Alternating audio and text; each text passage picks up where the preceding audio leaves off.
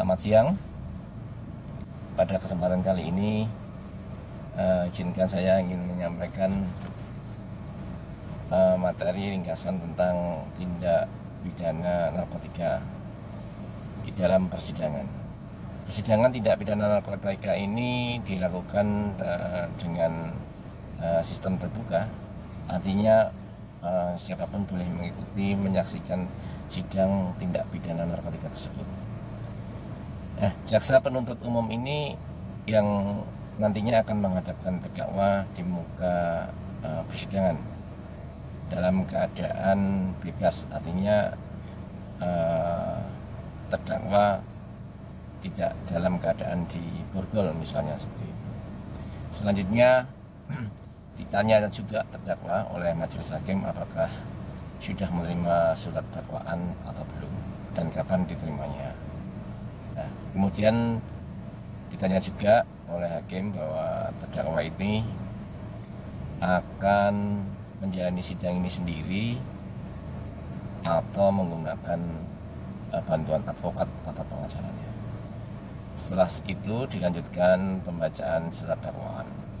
Nah, setelah mendengar surat dakwaan ini, apakah terdakwa atau advokatnya akan mengajukan eksepsi atau tidak?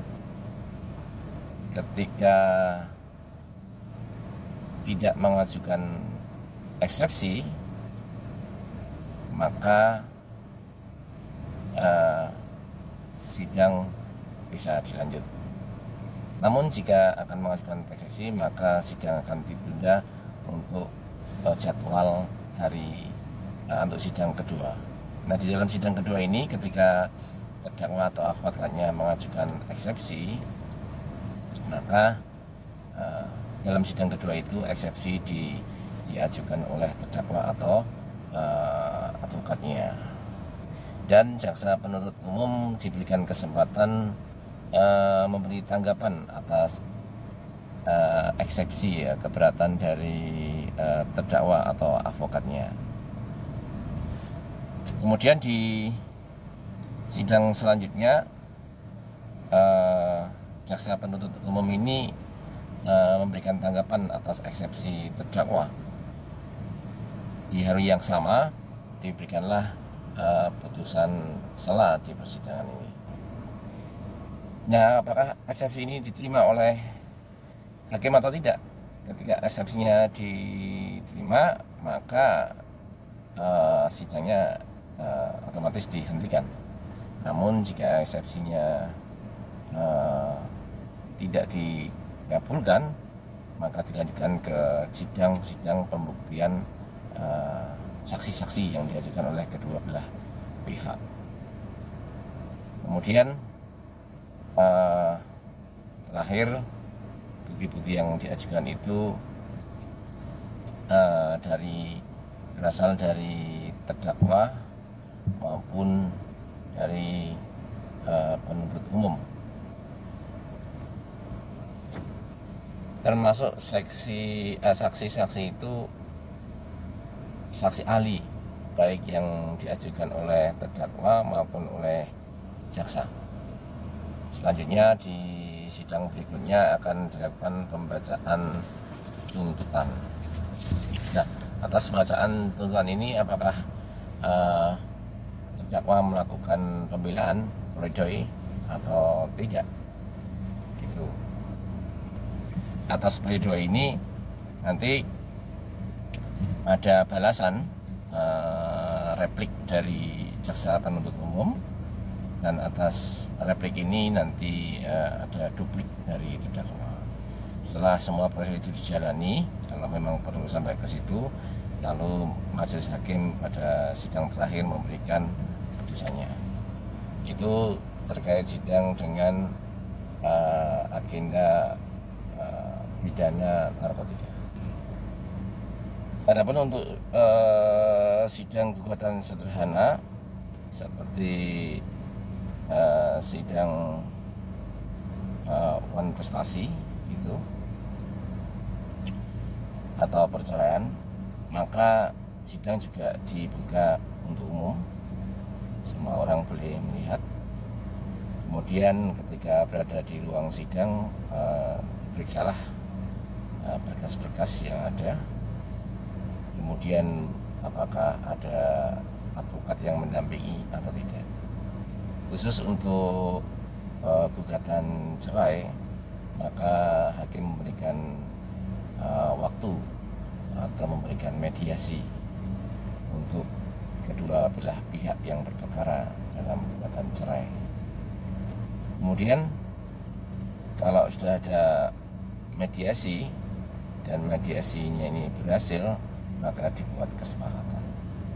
Jika mediasi tidak berhasil, maka sidang dilanjutkan ke dalam pokok perkara gugatan cerai tersebut. Nanti gugatan cerai dibaca tentang gugatannya oleh penggugat.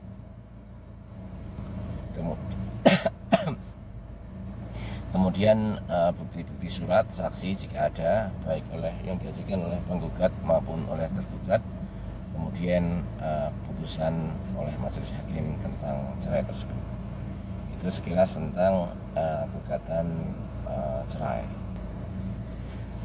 Untuk gugatan tata usaha negara, khususnya di PHK, maka diawali dengan pembacaan gugatan oleh penggugat, kemudian jawaban tergugat atas gugatan penggugat tersebut dilanjutkan dengan pembacaan replik dan dibalas dengan duplik oleh tergugat.